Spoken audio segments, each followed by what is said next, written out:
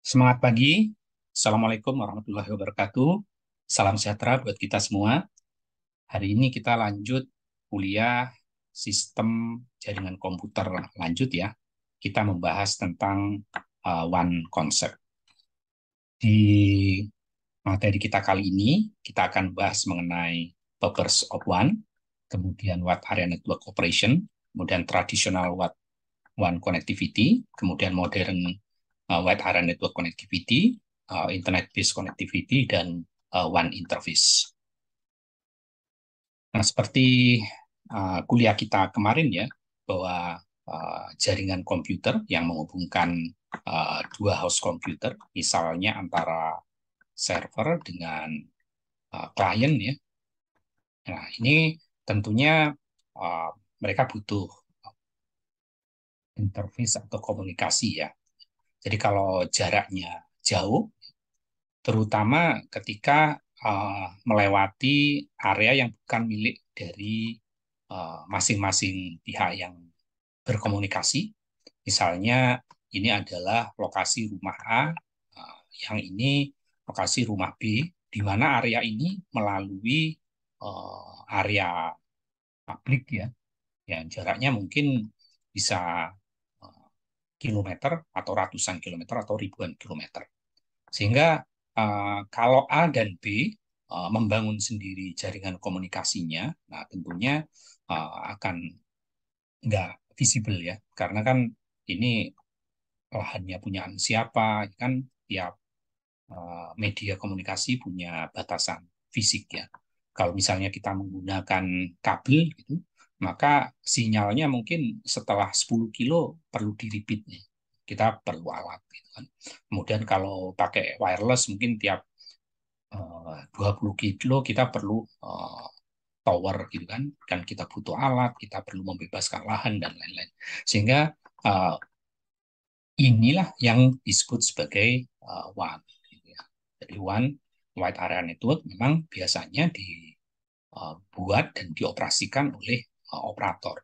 Sehingga A dan B tinggal uh, menyewa lah ya. Nah, kalau A ingin ke tujuan lain, dia juga tidak mungkin bikin jalur baru kan, karena kan pasti ada keterbatasan jumlah kabel yang ada di depan rumah A. Kalau semakin banyak tentu nggak menarik juga kan, sehingga bagusnya ya dia menyerahkan urusan switchingnya ke si operator, nah, tinggal pihak lainnya masuk ke operator ini. Jadi ini adalah sifat-sifat one. Nah, sementara yang di sisi sini, di mana biasanya untuk urusan wilayah si institusi ini, misalnya apakah kantor, apakah kampus, apakah rumah, ya kan? Perkabelan di sini kan kita bisa bikin sendiri kan, mau kabel, mau wifi, mau fiber optik tanpa izin-izin pihak lain karena ini kan wilayah kita. Nah ini biasanya yang disebut sebagai LAN. Nah, perbedaan LAN dan WAN sendiri, jadi bahwa kalau areanya punyaan sendiri, ya, si punyaan katakan punyaan korporasi gitu ya, atau institusi kayak UI misalnya ya, UI Depok, itu kan cukup luas ya, tapi wilayahnya adalah wilayah UI. Sehingga kalau UI bangun, itu ya nggak perlu izin-izin khusus kan. Jadi wilayah-wilayah dia mau bangun monopol kayak mau bikin kabel fiber optik yang mengkoneksikan antara gedung satu dengan gedung yang lain. Nah, itu masih masuk wilayah LAN atau extended LAN yang disebut sebagai kampus area network. Gitu. Nah, wilayah ini yang mengkoneksikan ke wilayah yang lain, mungkin ini remote user atau telekomuter atau kantor cabang. Nah, ini wilayah yang areanya mungkin bisa jauh lebih luas dibanding wilayah yang dikelola oleh institusi ya, atau kita sendiri. Nah, inilah yang disebut dengan area network. Nah, sementara area ini masuk area LAN ya, atau extended LAN. Nah, perbedaan antara LAN sama WAN secara umum ini tadi bahwa WAN biasanya areanya lebih luas ya, sementara LAN adalah area yang dikuasai oleh uh, satu institusi, biasanya penggunanya ya. Atau kalaupun penyewa, misalnya penyewa di satu lantai gedung gitu ya, ya udah di lantai itulah LAN itu. Nah, ini biasanya untuk menginterkoneksikan periferal yang ada di LAN tersebut, baik itu komputer, periferal, atau device yang lain ya, komputer, mungkin server, kemudian mungkin printer. Nah, sementara WAN digunakan untuk menginterkoneksikan antar area ini. Jadi antara LAN satu dengan LAN ini, atau antara kampus area network ini dengan LAN ini ya, atau kampus area network dengan remote user atau dengan telekomputer. Nah, karena ini di wilayah yang lebih terbatas, atau seringkali ini wilayah yang otoritasnya di institusi masing-masing, sehingga LAN biasanya dimanage dan dimiliki oleh organisasi tersebut, sehingga biaya bandwidth-nya pun tentu lebih murah, ya kan, lebih murah dengan bandwidth yang bisa tinggi karena kan dekat kan interface-nya. Sementara WAN, karena ini biasanya untuk membangunnya juga cukup rumit ya, ini di manage oleh operator, misalnya oleh ASP, oleh perusahaan telepon, perusahaan kabel, maupun oleh operator satelit gitu.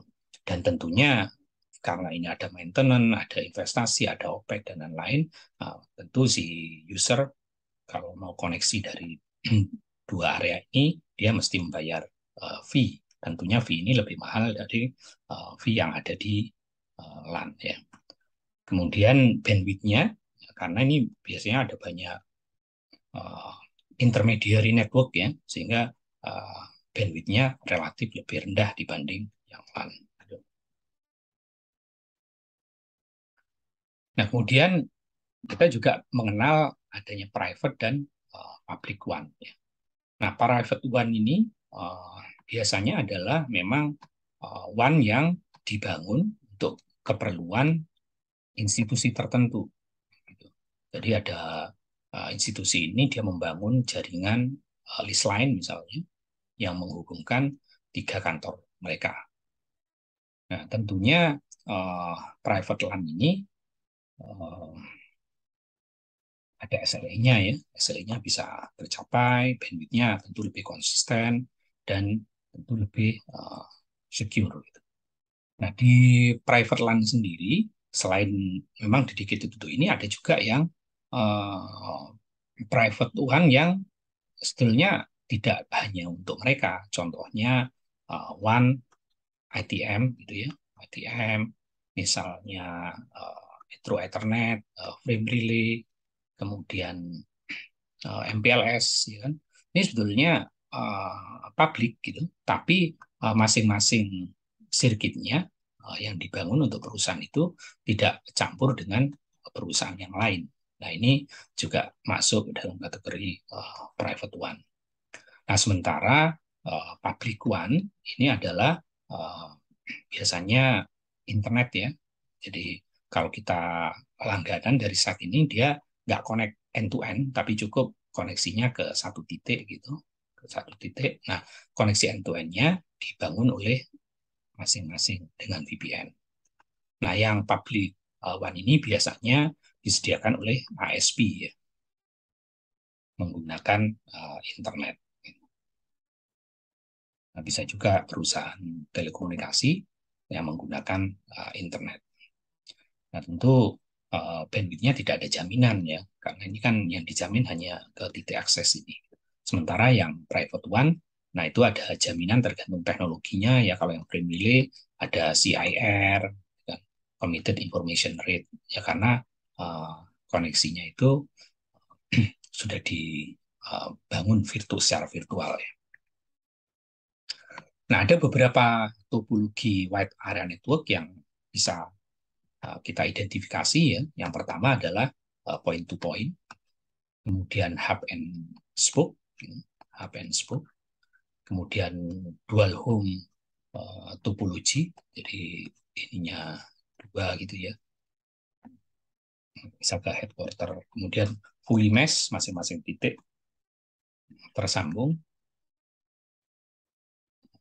atau partially mesh, misalnya hanya bagian ini gitu ya. Nah, biasanya di jaringan yang sebenarnya merupakan kombinasi dari typical topologi ini. Nah, untuk point-to-point topologi, biasanya kita menghubungkan antara site A dengan site yang lain. Ini menggunakan point-to-point ya. Nah, biasanya kebutuhan ini ya kalau kita hanya punya dua cabang, kemudian kita nyewa list line, ya kan, atau frame relay, atau ITM, atau MPLS. Gitu. Nah, kita bisa sewa point-point di dua point-to-point. Jadi menghubungkan antara dua endpoint. Nah, ini bisa biasanya melibatkan layer 2 ya, layer 2 communication yang disediakan oleh service provider. Nah, biasanya bagi pelanggan ini transparan. Jadi pelanggannya protokolnya apa gitu, misalnya ada IP kah, IP versi 4 atau IP versi 6 atau IPX, nggak masalah ya kan. Atau bahkan ada protokol-protokol yang lain, misalnya apa X25 gitu. Kemudian novel gitu. Nggak ada masalah karena ini transparan. Jadi koneksi dari ke sini akan membungkus seluruh protokol yang dimiliki oleh pelanggan. Nah, biasanya protokolnya pun ini macam-macam ya, tergantung network yang dibangun di sini. Tapi tentunya kalau perusahaan ini butuh punya cabang banyak, ya kalau semua point to point, akhirnya menjadi mesh. Nah, di point to point, kalau sudah banyak konfigurasi seperti ini, misalnya, ini point to point, ini point to point, ini point to point. Nah, di titik ini kan butuh banyak interface kan, butuh banyak interface, baik secara fisikal maupun logical. Nah, untuk menghindari ini, biasanya konfigurasinya kita adalah hub and spoke gitu ya. Ada satu hub dengan beberapa spoke. Biasanya di konfigurasi kayak gini itu di perbankan, misalnya ada salah satu perbankan, dia punya headquarter di Jakarta, kemudian punya cabang di Surabaya, cabang utama ya. Nah, di Surabaya dia punya cabang-cabang pembantu. Nah, ini juga hub and spoke. Jadi ada satu yang ke utama, tapi yang remote-remote-nya nggak perlu ke sana. Nah, dia uh, share hub ke sini. Gitu. Ini adalah hub and spoke. Nah, di hub and spoke topologi ini ada satu interface yang di-enable sebagai hub ya, yang di-share oleh lebih dari satu circuit yang dikenal sebagai spoke circuit. Kemudian spoke router itu bisa melakukan interkoneksi melalui si hub ini. Ini misalnya ini spoke ya, ini dia bisa ke sini kan melalui si hub ini. Tentunya menggunakan virtual circuit ya, atau sub interface dari si hub ini. Nah, spoke router itu hanya bisa berkomunikasi menggunakan hub. Ya kan? Jadi si A sama si B nggak bisa langsung kan, memang fisiknya nggak ada, sehingga dia berkomunikasinya lewat si hub. Nah, berikutnya topologi yang lain adalah dual home. Nah, untuk mengatasi reliability ya supaya validnya tinggi, kalau misalnya kita hanya punya satu home, kalau ada apa-apa dengan ini adalah hub and spoke satu gitu, tentu yang A dan B nggak bisa berkomunikasi, begitu juga dengan C atau sebaliknya. Ya. Nah, agar ini tidak jadi single point of failure, tentunya kalau ini dibikin dua, jadi sewaktu-waktu ini ada kegagalan, maka dia bisa pindah ke sini. Ini disebut sebagai dual home topology. Tentunya ini lebih mahal ya, karena kita harus menyiapkan dua perangkat, kemudian dua koneksi ke operator. Nah, selain itu ada juga topologi yang lain yaitu full mesh dan juga partially mesh. Di fully mesh topologi, setiap endpoint atau node itu, setiap router node itu berkoneksi satu dengan yang lainnya full mesh. Nah, kalau sebagian misalnya yang ini nggak ada, nah itu adalah partially mesh topology. Nah, selain itu, beberapa aspek dari desain WAN adalah organisasi connect ke internet ya. Jadi aspek WAN yang lain adalah bagaimana organisasi itu tersambung ke internet. Nah, biasanya kalau yang uh, private WAN tadi ada SLA-nya kan. Misalnya dari kantor cabang ke kantor Indo itu ya, ada SLA-nya. Nah, biasanya mereka juga langganan ke internet di sini. Nah, ada dua, jadi ini yang private one, terus ada kantor Indo yang langganan ke internet. Nah, cabang-cabangnya kalau mau ke internet, dia harus ke sini. Nah, tentu nggak harus seperti ini juga. Ada juga yang langsung langganan internet masing-masing ya kan. Nah, urusan ini dia pakai VPN. Ya, tergantung dari konfigurasinya.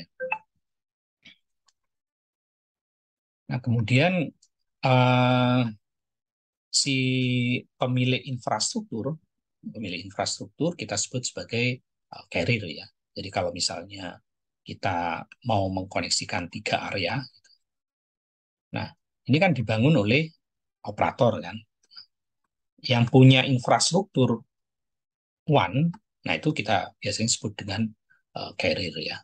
Nah operator ada nggak harus punya network infrastruktur sendiri, dia bisa sebagai ISP misalnya, atau prime relay operator atau ITM operator, dia menyewa uh, beberapa backbone gitu, menggunakan SDH atau Sonet ya.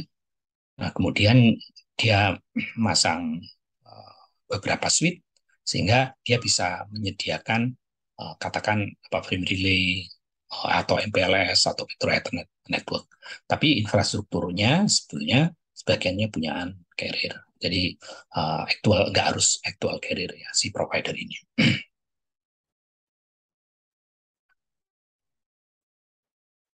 Nah, kita bisa langganan koneksi internet itu ke satu carrier, misalnya ke ISP satu ya, ke operator satu. Nah, tapi tentunya kalau ada apa-apa dengan router di operator satu ini, ya kita tidak bisa akses internet. Nah, kita bisa juga menyewa ke dua ISP yang berbeda. Nah, ini yang dimaksud sebagai uh, apa namanya multi home ya, multi home. Ini ada yang ke ISP satu, kemudian ada yang ke uh, ke ISP 2 ya. Jadi kalau ada apa-apa dengan network ISP satu, kita masih bisa ke sini. Gitu.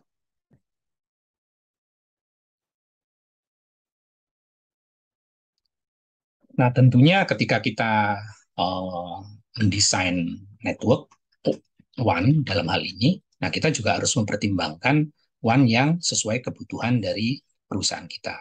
Kalau perusahaan kita hanya satu gitu ya, ya udah ya kita nggak perlu yang complicated kan, cukup hanya satu. Atau kalau dua gitu, ya cukup point to point. Tapi kalau ternyata perusahaan kita berkembang, katakan dari kecil gitu, berkembang dari kecil, kemudian berkembang jadi lokal, kemudian mengglobal ya. Nah, tentunya beberapa pertimbangan harus kita pertimbangkan. Misalnya network WAN yang kita desain atau kita pilih harus memenuhi operasional sehari-hari agar masuk ke bisnis perusahaan kita gitu kan. Kemudian kalau ada perusahaan kita tumbuh atau berubah, dia adaptif. Kemudian kita juga harus memilih protokol, teknologi, dan service provider yang tentu sesuai dengan kebutuhan tersebut. Nah, tentunya kita bisa mengoptimalkan menggunakan beberapa network design teknik ya, yang kayak tadi HPN spoke, point to point pada saat awal, gitu, dan lain-lain. Sehingga kalau misalnya kita punya perusahaan tipikal yang seperti itu, katakan uh, namanya spend ini ya, namanya spend itu waktu masih kecil, masih berupa small office ya. Nah, tentunya langganannya cukup ke internet kan, satu ISP. Ini misalnya modem ISP, mungkin DSL ya, mungkin digital subscriber line, digital subscriber line. Nah, kemudian kita pasang access point, itu diakses oleh beberapa orang atau termasuk beberapa devices yang nyambung ke internet untuk mencapai pelanggan kita. Nah, ID spotnya ya hanya ini kan, perangkat ini. Gitu. Atau bahkan akses pointnya pun bisa satu kesatuan ini kan, bisa disiapkan oleh si ISP. Nah, kita tinggal fokus ke masalah punyaan kita saja.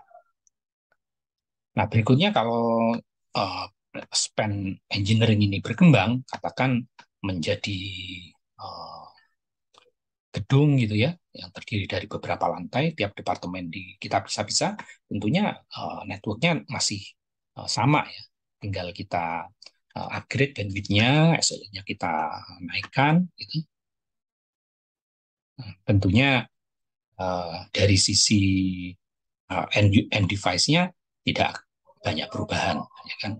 Tapi karena ini lebih banyak, kita pasang mungkin firewall, kemudian beberapa router tiap lantai, kemudian beberapa switch, baik wireline maupun wireless, gitu ya, yang masing-masing connect untuk end device di masing-masing lantai. Berikutnya kalau ternyata si span engineering ini tumbuh ke beberapa regional, misalnya kita punya cabang di kota yang sama, kemudian punya remote office, kemudian punya regional office. Nah, tentunya kita bisa memilih tetap internetnya, gitu kan? Yang di cabang satu internet, satu internet. Ya kan? Kemudian kalau mau secure antara central office dengan ini, kita bikin VPN, gitu kan?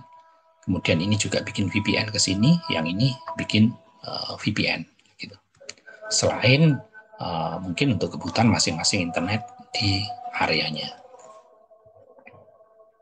Nah, kalau lebih berkembang lagi, ya sama, tinggal tiap area ini akses ke internet ya, ke ISP di masing-masing kota. Nah, kalau mau direct ke headquarter, misalnya headquarternya di sini, ya ini tinggal VPN ke sini. Ya kan?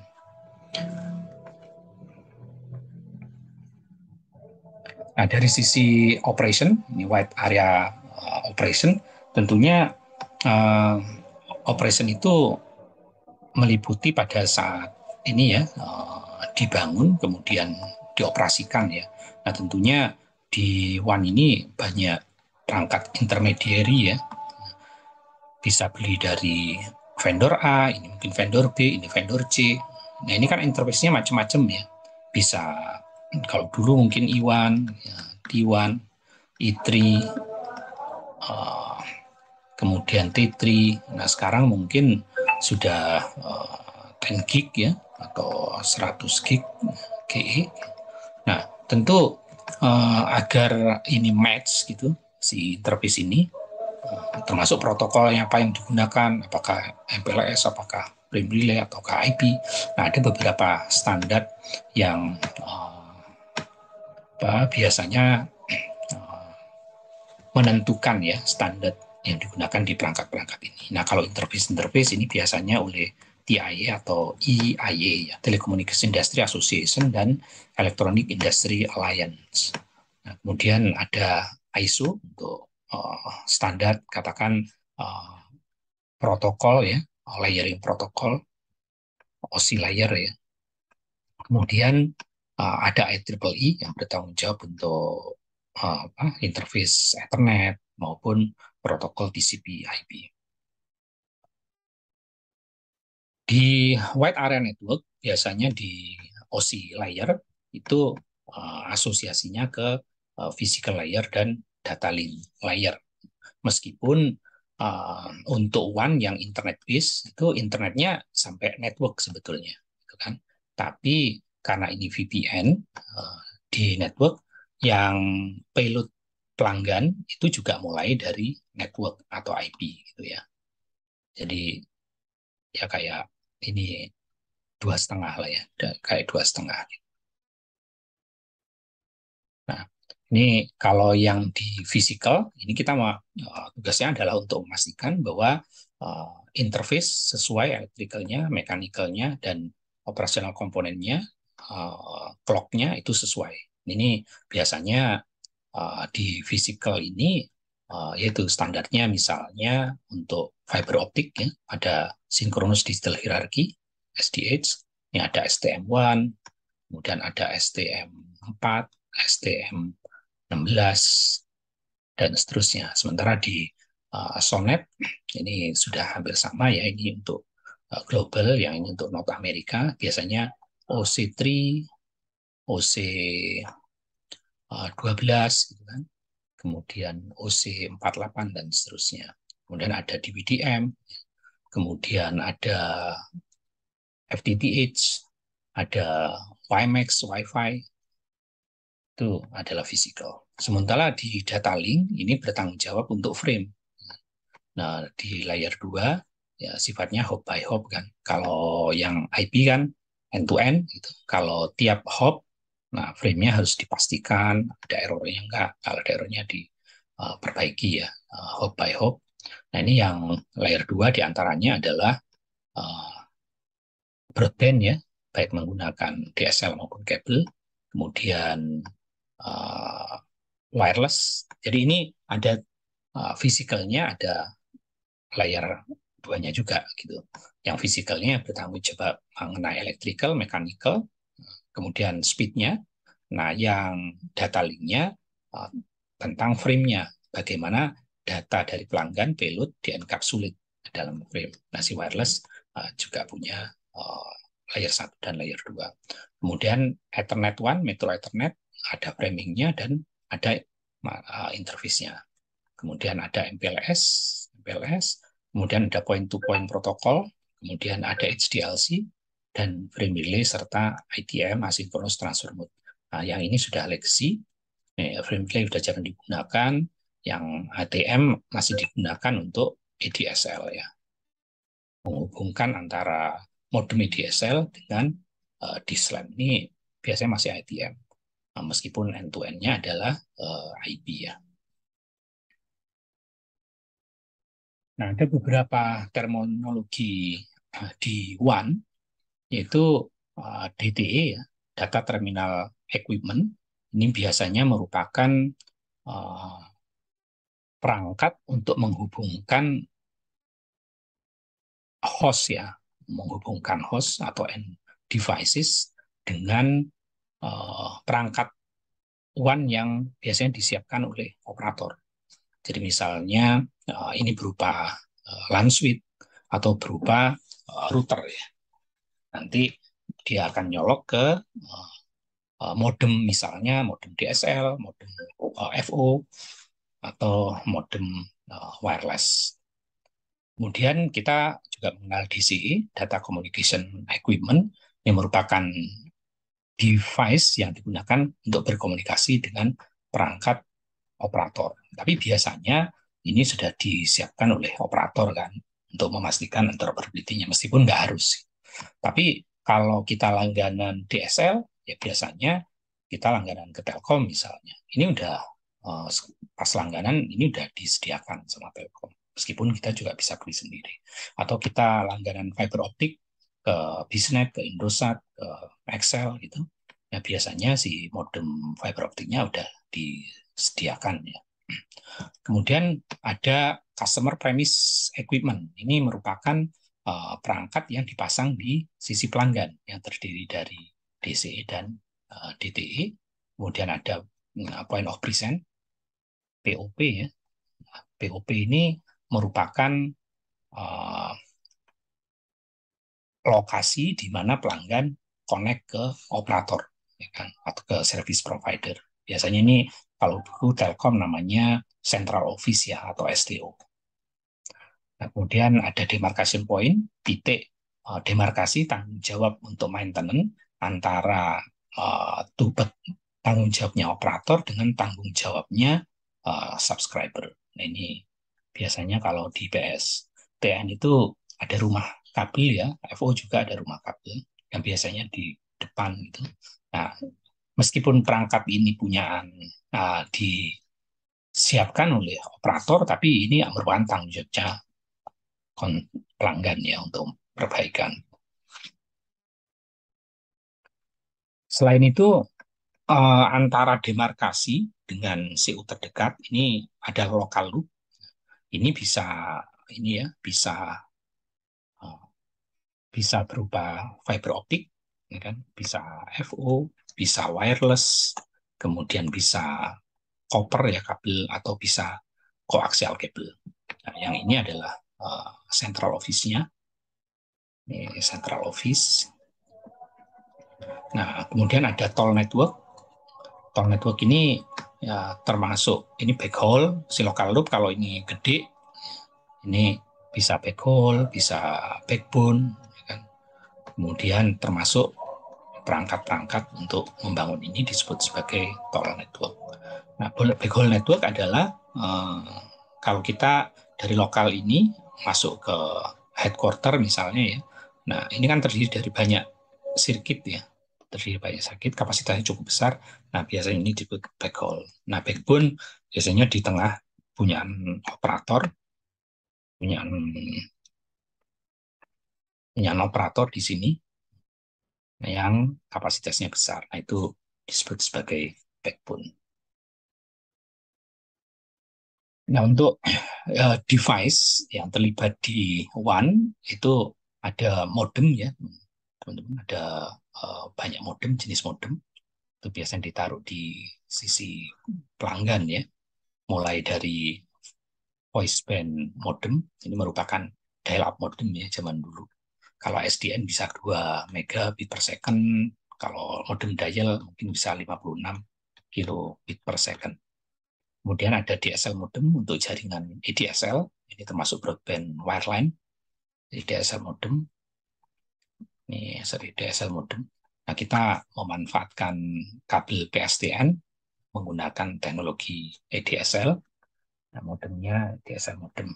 Kemudian ada CSU DSU, ini untuk digital list line, ya, untuk digital list line. Nah, kemudian untuk kabel modem, untuk kabel modem ya, kabel modem, kita punya kabel modem dan juga optical converter yang mengubah antara fiber optik dengan uh, media yang lain, baik koaksial maupun copper. Kemudian kita juga punya wireless router, jadi modem yang mengkonversi antara biasanya di sini kabel ya dengan wireless atau sebaliknya. Kemudian kita punya one core devices. One core devices ya tergantung dari teknologinya ya. Ada yang router MPLS, ada Metro Ethernet, ada L2, L3 switch gitu. Nah, dari sisi metode komunikasinya, kita ada serial, ada paralel, tapi untuk WAN, karena jaraknya kan jauh ya, nah, tentunya kalau menggunakan paralel, ini akan bulky dan tidak cost efektif. Nah, pilihan komunikasi di WAN itu biasanya ada serial. Jadi mau dia E1, E3, T1, T3, STM1, STM4, OC3, dan lain-lain, itu adalah serial. Di mana bit-bit yang terdiri dari 8 bit ini ya di diatur sedemikian rupa agar dia masuknya bergantiannya. Sementara kalau paralel, banyak kan ini untuk interface yang jarak dekat ya, mungkin kayak printer zaman dulu ya kan, printer pun udah serial. Nah, yang banyak ini masih di terkoneksi motherboard, di chip itu adalah paralel karena ini cepat. Cuma bulky kalau ini untuk yang jarak jauh. Nah, di metode komunikasinya juga ada yang circuit switch, ada yang packet switch ya. Nah, di circuit switch ini dedicated tentu ya. Jadi sebelum kita bisa berkomunikasi antara titik A dengan titik B, maka path-nya, sirkuitnya harus dibentuk, ya kan? Karena ini dedicated meskipun virtual. Jadi kalau ada apa-apa di sini ya udah terputus jaringannya, nggak otomatis akan di-reroute. Ya dia harus nelpon lagi mungkin dapat path yang lain lagi, gitu. Jadi selama ini terbentuk, selama komunikasi itu ya dia menggunakan path yang sama. Ini contohnya di PSTN, di Public Switch Telephone Network, dan juga di ISDN. Nah, yang banyak kita gunakan untuk komunikasi modern adalah paket switch ya. Jadi kita belum pada saat untuk komunikasi, jalur komunikasinya lewat mana tidak ditentukan ya. Karena jalurnya itu ditentukan di uh, alamat di masing-masing paket. Ini biasanya alamat IP ya. Nah, IP inilah yang akan dibuka oleh router yang terlibat di sini atau switch atau router. Dia buka akan di forward kemana gitu ya. Nah, biasanya WAN, misalnya ini Metro I atau MPLS gitu ya. Nah, paket yang ininya IP akan di-matchkan dengan routing table di sini. Kemudian ininya akan ditambahin header ya, header enkapsulasi frame, bisa MPLS, ya, bisa frame relay, bisa ITM, atau yang lain untuk disesuaikan. Nah, biasanya paket Suite One ini yang banyak digunakan adalah Metro Ethernet, kemudian MPLS, yang dulu frame relay dan ITM. Bahkan sebelum frame relay ada X25 ya, X25. Nah, di layer one kita punya contohnya ini SDH, SONET, dan DWDM. Ini adalah network infrastruktur yang dimiliki oleh service provider yang menggunakan fiber optik ya untuk mentransport antara dua node ya, dua node atau lebih yang dimiliki oleh si operator. Nah, ini fiber optik punya keunggulan dibanding copper ya, salah satunya bandwidth-nya bisa gede ya kan, kemudian tahan terhadap petir dan lain-lain. Ini yang banyak digunakan, standarnya SDH dan SONET. Ini SONET standar dari North Amerika, sementara yang SDH ini global, dimulai dari Eropa ya. Tapi speednya hampir sama ya. Jadi ada E3, yang ini ada T3, ini OC3, itu hampir sama dengan STM1 dan seterusnya. Nah, selain itu, kita juga punya dense ada WDM atau Dense Wavelength Division Multiplexing. Ini teknologi yang memungkinkan core fiber yang kalau yang Sonet SDH hanya satu panjang gelombang, tapi di DWDM ini bisa banyak panjang gelombang, bisa sampai 128, sehingga kapasitas dari si fiber optik ini bisa N kali Sonet atau SDH ya. Nah, berikutnya kita bahas mengenai tradisional WAN connectivity ya. Nah, di tradisional WAN connectivity ini kita mengenal ada yang dedicated, ada yang switch gitu. Ini untuk tahun-tahun di Indonesia paling awal 90-an ya. Awal 90-an sampai uh, akhir tahun 90 atau awal tahun 2000-an, ini dedicatednya masih menggunakan list line. Nah, kalau LAN, IP di kita itu masuk sekitar tahun 1993 ya, 93 atau 94 ya. Itu pun masih pakai apa? Ethernet ya, Ethernet, kemudian ada uh, token ring gitu. Di Indonesia baru masuk sekitar segitu. Nah, di tahun awal 90-an sampai akhir 90-an, nah, company itu masih banyak yang menggunakan list line. Contohnya perbankan ya. Mereka kalau punya headquarter ini DC dan DRC-nya, nah ini menggunakan list line. List line pun nggak bandwidth-nya nggak gede ya, hanya T1 E1 atau T3 E3. Nah, T1 itu 1,5 megabit per second, E1 2 Mbps. Nah, kemudian kalau yang switch-nya itu mereka pakai circuit switch PSTN atau ISDN ini dengan dial, yang ini dengan digital dial ya ISDN. Kemudian yang paket switch-nya ini ada frame relay atau ITM. Waktu itu saya belajar frame relay di US ya tahun 1997 itu ini awal-awal. Jadi di Indonesia kita menggunakan frame relay itu waktu itu ada CSM ya, CSM dan Lintas Arta itu tahun tahun 97-an lah. Jadi pengguna masih perbankan waktu itu. Nah, beberapa common one terminologi untuk traditional network kita punya T-carrier ya lease line yang T-carrier ini standarnya standar North America kecepatannya 1,5 Mbps, kemudian ada T3 sampai 43,7 Mbps. Kemudian E1 carrier ini biasanya perangkat-perangkat yang kita beli dari Eropa nih, masuk ke Indonesia ini biasanya standarnya adalah E1 2 Mbps, E3 sampai 34 Mbps. Nah, list line ini dibikin oleh operator pelanggan yang ingin connect dengan list line. Nah, ini biasanya menggunakan cross connect system. Cross connect system ini speednya N kali 64 kilobit per second waktu itu.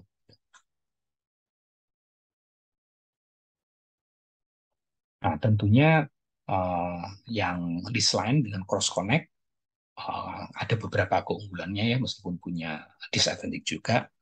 Tentu simple ya, karena semua protokol yang dimiliki oleh pelanggan end to end itu transparan. Selama bandwidth-nya masuk, ya udah. Kemudian kualitasnya juga tinggi, ya kan? Karena speed-nya dijamin sesuai clock rate. Ya. Selama memang bisa masuk, ya terjamin. Kemudian availability-nya biasanya dijaga tinggi. Tentunya cost-nya jadi mahal karena kan kayak dedicated ya. Jadi kepake nggak kepake si jaringan ini akan dialokasikan untuk si pengguna ini. Kemudian nggak fleksibel, ya kan? Kalau ada apa-apa di sini ya koneksi port ini nggak akan hidup. Kalau dia mau apa namanya punya jaringan backup, dia harus nyiapin dua port kan, dua port. Itu nggak fleksibel. Ini jaringan tradisional ini ada yang circuit switch juga. Contohnya PSTN ya, teman-teman mungkin di rumah masih ada yang punya PSTN. Kemudian kita menggunakan modem dial, gitu. Jadi menggunakan jaringan PSTN antara satu site dengan site. Nah, kita menggunakan nomor telepon, kita dial ke sini, paling banter rate-nya 56 kilobit per second. Tapi kalau ingin rate yang lebih tinggi, waktu itu kita menggunakan ISDN ya, rate-nya bisa sampai 45 kilobit per second sampai 2 megabit per second. Kemudian awal tahun 1997, nah, baru kita mulai mengimplementasikan frame relay waktu itu, frame relay dan ITM. Nah, frame relay ini layer 2, kita menggunakan ada DLCI ya. Frame relay frame-nya mirip HDLC, nah, cuma ada address frame-nya yang disebut sebagai DLCI, Data Link Connection Identifier. Kemudian ada juga ITM, ini rencananya untuk end-to-end ya, jadi mulai dari layer 1 sampai layer 7 yang di cover ya, ini physical, berarti layer 2 sampai layer 7. Sayangnya ATM sampai saat ini itu kepakainya layer 2 saja, dan itu pun terbatas untuk DSL modem ke DSLAM ya. DSLAM. DSLAM. DSLAM. DSLAM. DSLAM gitu. Nah, yang ITM ini ukuran frame-nya tertentu ya, yang disebut sebagai sel, ukurannya 53 byte. Nah, kenapa 50 GB ini ada macam-macam ya. Ada banyak alasannya, tapi yang jelas ini merupakan titik yang dinilai optimal agar uh, paket sirkuit ini, paket suite ini bisa membawa voice, video, dan data secara optimal. Nah, kemudian berkembang uh, WAN connectivity menjadi IP karena lebih fleksibel ya. Di modern WAN, nah tentu enterprise harus berkembang cepat ya. Butuh bandwidth dari yang waktu zaman 97 itu, perbankan paling butuh 32 kilobit per second atau 64 kilobit per second. Saat ini masih ya, paling untuk ATM. Tapi kalau untuk cabang, kemudian untuk kantor cabang pembantu udah nggak mungkin ya. Jadi ini udah harus paling nggak 10 Mbps lebih gitu. Nah, yang fleksibel ini itu adalah yang internet base, ya kan? Interface-nya Ethernet, ya kan? Interface-nya udah siap sampai 100 dipakai hanya 1 Mbps atau 10 Mbps nggak ada masalah. Tapi interface FE 100 itu nggak mahal. Nah, di sini yang modern one itu biasanya berbasis internet ya, berbasis internet. Nah, medianya tergantung tergantung availability media di area tersebut. Jadi bisa fiber optik menggunakan FTTH, kemudian bisa memanfaatkan telepon line dengan memasang modem ADSL atau memanfaatkan coaxial cable dengan memasang modem koaksial, atau kalau di situ ada jaringan seluler 3G, 4G, 5G ya kita menggunakan modem seluler atau wireless baik point to point maupun point to multi point, WiMAX, Wi-Fi, atau menggunakan satelit ya. Satelit saat ini ada yang HTS, high high transport gitu, yang bandwidthnya sudah gede kan. Nah, dari sisi connectivity option-nya, ini kita mengenal yang dedicated ya, broadband, sama tidak, meskipun dedicated ini apa namanya bandwidthnya gede ya. Ini contohnya dark fiber. Jadi si institusi udah langganan nyewa fiber optik, mau dipakai untuk apa terserah gitu kan. Bahkan untuk DWDM mungkin bisa juga kalau memang jaraknya mencukupi dan apa namanya speknya memenuhi ya kan. Kemudian ada yang untuk uh, suite, paket suite, biasanya Ethernet One atau Metro Ethernet dan MPLS. Ya sisanya ya internet base. Jadi kalau yang paket suite biasanya uh, pelanggan memang langganan untuk mengkoneksikan satu atau lebih koneksi. Tapi kalau internet, uh, internet itu langganannya satu sisi kan, udah akses ke sini, kemudian akses ke sini by default seluruh lokasi yang masuk ke internet bisa saling berkomunikasi. Nah, kalau mau aman, dia tinggal masang VPN. Nah, loop last mile-nya, last mile-nya bisa banyak pilihan, ya kan? Mulai dari yang wire, ADSL, kabel, fiber optik, maupun yang wireless, Wi-Fi, seluler, satelit, maupun WiMAX ya. Di sini kan ada dedicated, ini ada paket suite dan internet base broadband. Nah, untuk paket suite IP base itu biasanya kita masang Metro Ethernet ya. Jadi ada Metro Ethernet, kemudian ini disiapkan oleh operator. Nah, pelanggan yang mau langganan ya dia tinggal nyebutin dia mau mengkoneksikan gini gitu. Kalau mau ke internet, ke internet.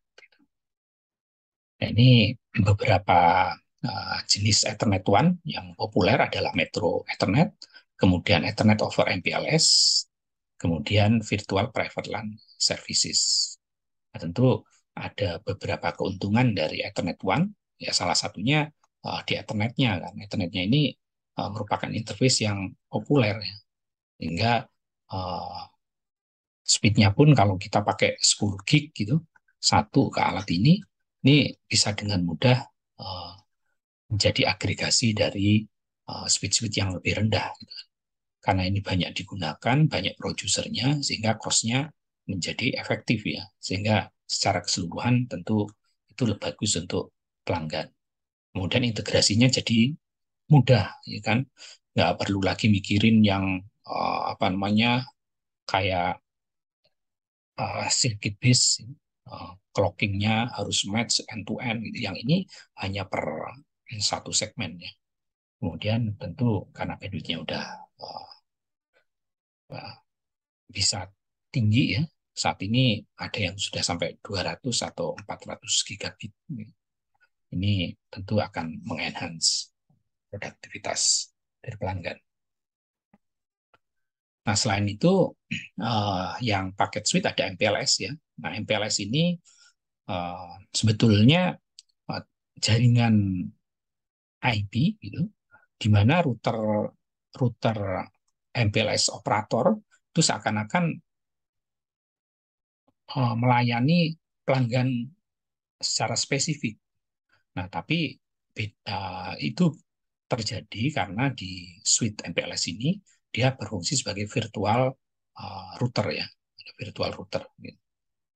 Jadi masing-masing ini punya banyak virtual router. Jadi kalau pelanggannya banyak, jadi perusahaan-perusahaan besar atau perusahaan kecil, nah tentu masing-masing dialokasikan virtual router ini. Nah, virtual router ini ditandai dengan MPLS ID. Jadi IP yang dari pelanggan C, customer ini, customer H, itu merupakan IP normal, kemudian dienkapsulit oleh PE, provider H, dikasih label MPLS. Nah, keunggulannya, routingnya ikut match. Jadi di sini pakai apa OSPF, yang ini ikut OSPF, tapi menggunakan virtual router. Nah, disesuaikan dengan label suite-nya. Nah, suite-nya di forward ke tujuan yang sesuai, ke provider tanpa mengubah ke IP lagi, keluar ke PE lagi, paket MPLS-nya akan di strip off, dikasih ke CE yang bersesuaian. Nah, ini ada label suite router ya. Jadi dia ngasih label dan strip off label.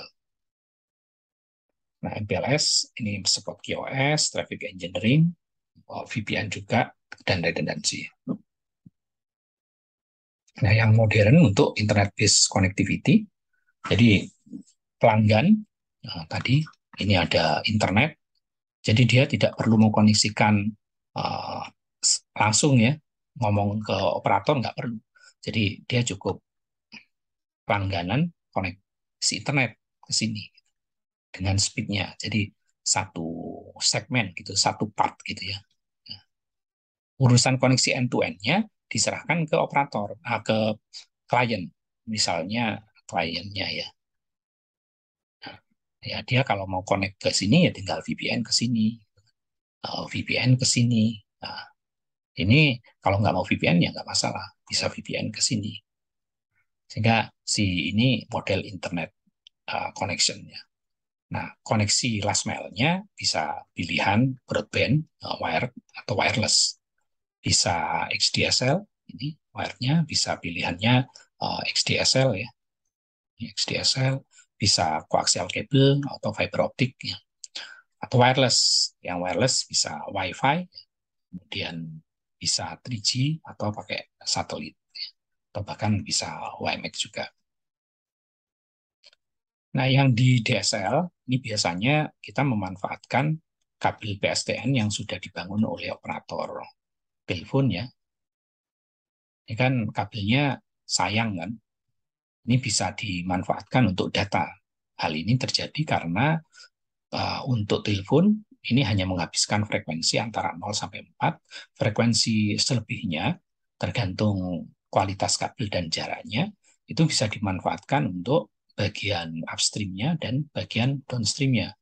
Ini yang bandwidth-nya bisa tinggi ya, bisa sekian Mbps. Nah, koneksinya biasanya di rumah dipasangin modem ADSL, kemudian di rumah ini biasanya sekaligus akses point ya saat ini. Ini tinggal WiFi atau ya kalau mau dikoneksikan ke router bisa juga. Ya, ini memanfaatkan telepon yang sama kabel PSTN, cuma kita pasang splitter di sini ya, di sini di sini splitter ya, di sini splitter. Ada yang masuk ke setelah splitter sebelum splitter masuk ke PSTN, ada yang masuk ke internet. Nah, si Deslang dipasang di central office yang DSL ini di pelanggan ya kan. Nah, dia antara sinyal suara dengan sinyal untuk data dipisahkan oleh splitter. Nah, untuk koneksi end-to-end-nya, misalnya laptop di sini ya ada beberapa pilihan. Kita bisa menggunakan PPPoE ya, PPOE client atau PPPoE client. Jadi ininya normal ya, IP-nya di bawah ada Ethernet, PPP, kemudian IP paket, ya kan? Kemudian ini uh, masuk ke sini PPP, IP paket di ininya adalah ITM. Kemudian yang ini IP paket Ethernet, ini diganti Ethernet, ganti PPP ya, IP paket. Nah, yang dari DSL ke Dislamnya PPP, IP paket PPP. Nah, tapi biasanya PPP-nya ini yang dari sini ke sini itu adalah over ITM. Ya, yang di sini juga over ITM. Nah, ini yang menggunakan koaksial kabel juga ada, cuma sekarang agak jarang ya. Dulu contohnya dimiliki oleh provider kabel TV ya. Nah, kabelnya ini kan sudah terpasang di pelanggan-pelanggan gitu ya. Pelanggan-pelanggan, nah tinggal dipasangin kabel modem, kabel yang sama, itu untuk TV-nya ke head end, yang untuk datanya ke internet. Nah, ini kita menggunakan data over cable interface vision atau DOCSIS ya. Coba kelemahannya karena ini di sharing, bandwidth-nya kecil ya. Ya karena ini uh, menggunakan kabel yang sama. Jadi kalau lebih banyak ya tentu bandwidth-nya lebih kecil. Nah, yang lagi tren dan banyak digunakan yang untuk fix connection adalah FTTH ya. FTTH. FTTH yang H-nya sih bisa FTTH, ini yang paling banyak sekarang untuk rumah-rumah atau residensial. Kalau untuk building sampai ke buildingnya ini FTTP. Kemudian kalau yang sampai box di fasum perumahan misalnya, ini FTTN. Nah, sisanya dengan DSL atau koaksial. Tapi meskipun apa namanya lebih cost efektif, tapi banyak kan kita menggunakan FTTH. Nah, yang wireless internet base broadband di untuk last mile-nya ya menggunakan wireless, kita ada yang WiFi, jadi ada RT, RW gitu, yang di RT terdekatnya menggunakan wireless, rumah-rumah di sekitarnya menggunakan WiFi. Tentu ini lebih murah ya, lebih murah, cuma bandwidth-nya mungkin share. Kemudian seluler sama-sama wireless, cuma induknya di sentral atau BTS operator. Nah, ini menggunakan 3G, 4G, atau 5G, atau mungkin ke depan kita nggak tahu, mungkin ada 6G. Kemudian kalau untuk area-area yang terutama terpencil ya, atau ingin direct connection, kita bisa menggunakan satelit, terutama di area rural ya. Kemudian WiMAX, ini standarnya IEEE 80216. Nah, tentunya dengan model internet base connection yang tiap site itu hanya butuh connect ke internet, ya kan, end to end-nya oleh VPN, Tentu ini cost saving ya kan, karena ASP itu langganannya udah bandwidth segini, yang nggak di sini nggak dijamin, tapi masalahnya bandwidth di sini udah gede-gede, mulai dari 10 gig, ya, ada yang 100 gig, bahkan ada standar yang sampai 400 gig ya, mungkin belum major tapi mulai ke situ. Terus security-nya ya end to end oleh si pelanggan ini sendiri, tentunya sangat scalable. Karena kita mau di belahan dunia yang lain udah tersambung ke internet kan, tinggal langganan internet end to end-nya tinggal VPN. Tentu kompatibel ya kan, karena masing-masingnya ini lokal kan, last mile-nya end to end-nya oleh internet. Nah, sementara VPN-nya kita ada pilihan side to side, berarti VPN-nya oleh si router ini, atau kita per host gitu ya. Ini yang langganan ke host server. Jadi bisa remote access maupun side to side VPN.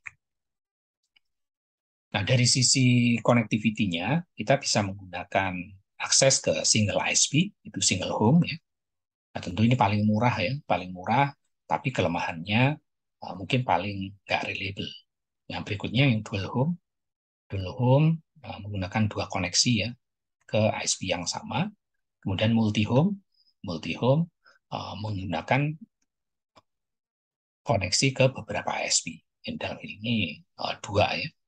Kemudian dual multi home berarti lebih dari satu ISP, masing-masing ISP-nya dua koneksi. Tentu ini yang paling availability paling tinggi, tapi cost-nya paling mahal. Nah, ketika kita membandingkan solusi broadband, tentu harus ada beberapa pertimbangan yang dipilih. Nah, salah satunya adalah ketersediaan last mile ya. Nah, last mile-nya ini apa yang tersedia di daerah itu, cost-nya seperti apa, reliability-nya seperti apa. Nah, kalau kita memperhatikan last mile, ini tipikalnya kabel itu bandwidth-nya share di antara banyak user.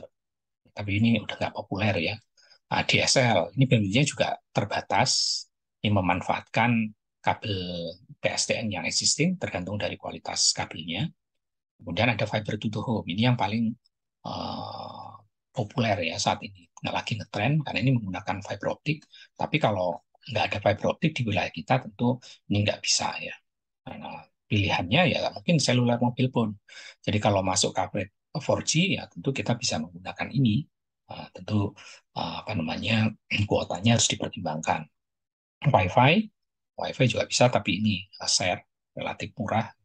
Dan pilihan lain kalau misalnya rural area, area-area yang nggak tercover oleh kabel DSL fiber optik, biasanya kita bisa memilih satelit karena coverage satelit bisa sangat luas.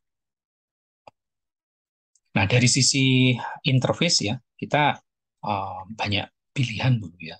Awal-awal kalau di Indonesia ya, di Indonesia paling uh, untuk koneksi list line kita menggunakan Iwan, T1 gitu ya. Saat-saat Prime Relay pertama masuk itu tahun 97-an, nah kita untuk backbone-nya menggunakan Iwan, Iwan atau Iwan kebanyakannya. Kemudian ke pelanggannya itu N kali 64. Ada Frame Relay waktu itu. Kemudian selain pilihan Iwan ya, kalau di backbone ada i3 waktu itu ya. Dimulai ada di worldwide itu tahun 70-an.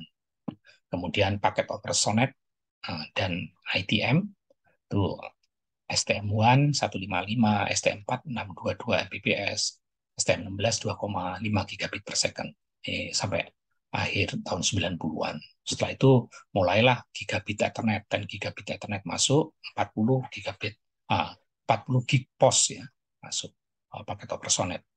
Nah, di sisi Ethernet yang lebih banyak vendornya lebih murah, itu perkembangannya sangat cepat ya. Itu sekarang itu udah ada yang 100 GE ya, mulai dari 10 uh, 10 BSD, kemudian fast Ethernet, gigabit Ethernet, 10 gig, 40 gig, 100 gig, bahkan sekarang sudah mulai yang ada yang 200 GE dan 400 GE. Dari sisi Ethernet interface, perkembangannya sangat cepat ya. Kita yang banyak digunakan 100 GE, tapi sudah mulai juga tersedia juga yang 200 atau 400 GE. Nah, sementara di Sonet ini perkembangannya relatif lambat ya. Ini sampai OC 768. 768 itu sekitar 40 gig ya. Nah, di Ethernet interface ini populer ya, karena ini dipropos pertama oleh Xerox dan yang mengadopsi banyak ya. Jadi mulai dari uh, Ethernet, standar Ethernet, kemudian ada Fast Ethernet FE, kemudian ada Gigabit Ethernet, ada 10 gig, 100 gig, sekarang ada yang 200, ada yang 400 ya, mulai dipropos. Bahkan mungkin ke depan itu bisa 800 gitu, GE. Nah, tipikal kalau kita menggunakan broadband solution, nah, biasanya modem-modem yang ada di rumah ya, untuk interkoneksi ke LAN kita, kalau di rumah banyak kan WiFi ya. Gitu. Tapi kalau home office, small office, ada pilihan juga 10 megabit per second atau 100 Mbps, itu FE maupun Ethernet. Nah, ini tipikal interkoneksinya, kita bisa menggunakan apa namanya kabel biasa atau kita bisa menggunakan yang shielded ya, shielded atau menggunakan fiber optik. Kemudian untuk yang One GE, nah ini beberapa pilihan interface-nya itu yang dibikin oleh IEEE standar 8023 AB ya. Itu ada yang apa namanya twisted kabel, kemudian multimode, kemudian uh, apa namanya yang CX ya sampai 25 meter, kemudian single mode apa fiber optik multimode ya, multimode. Kemudian ada yang ini untuk short range, ini ada untuk long range. Kemudian untuk yang 10 gig itu standarnya menggunakan IEEE 8023 AE. Nah, kita punya yang short range menggunakan multimode di panjang gelombang 850 nanometer, kemudian ada long range, ini 1310 nanometer, dan extended long range itu di 1550. Kemudian kalau ada W, ini untuk one ya, biasanya ini speednya. Gitu. Kemudian ada yang LX4, ini biasanya untuk WDM 4 channel ya. Bedanya dengan DWFDM lebih banyak channel dibanding WDM. WDM menggunakan panjang gelombang 1310 nano dan sekitarnya. Nah, kalau yang di WDM 1550, tapi channelnya lebih banyak. Nah, yang di 100 GE ini standarnya menggunakan 8023 BA, mulai dari yang long range menggunakan fiber optik, ini SMF, kemudian yang medium 10 kilo menggunakan LR4, kemudian ada yang multimode sampai 10 meter, yang copper bisa 7 meter. Nah, itu kira-kira kuliah kita tentang one konsep ya. Nah, baru berikutnya kita akan bahas mengenai protokol.